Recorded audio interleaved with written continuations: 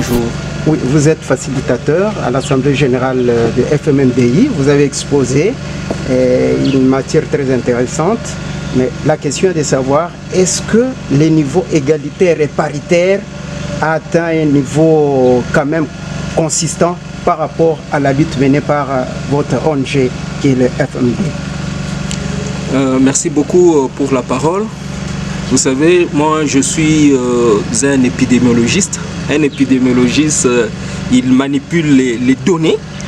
Je ne peux pas d'emblée donner une réponse comme ça sans des enquêtes, sans des études, des évidences qui peuvent me dire qu'effectivement il y a une avancée par rapport à ça, surtout par rapport aux activités menées par FMDI, parce que vous savez, cet objectif, c'est un objectif qui est vraiment général, qui est très ambitieux. Il n'y a pas que FMDI seul qui peut concourir, qui peut atteindre ses objectifs par ses propres activités. Donc il y a le concours de tout. Il y a le concours d'abord de l'État, il y a le concours des autres ONG, il y a des concours des partenaires, et tout ça, c'est ça qui peut permettre à ce que la situation des femmes puisse s'améliorer.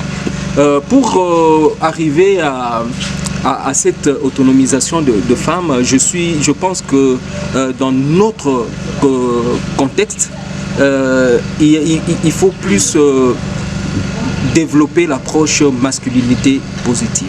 Il faut développer cette approche masculinité positive parce que ces inégalités entre les hommes et les femmes sont plus basées sur le rapport de pouvoir inégal entre les hommes et les femmes et qui est plus accentué avec nos pesanteurs culturels, d'où il faut travailler beaucoup avec les hommes sur la masculinité positive, et ça peut nous permettre de bouger les lignes.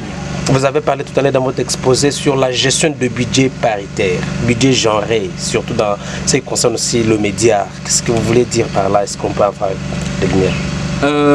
Nous avons dit que le budget doit être sensible au genre. Un budget qui est sensible au genre, c'est un budget qui prend en compte les questions d'égalité entre les hommes et les femmes.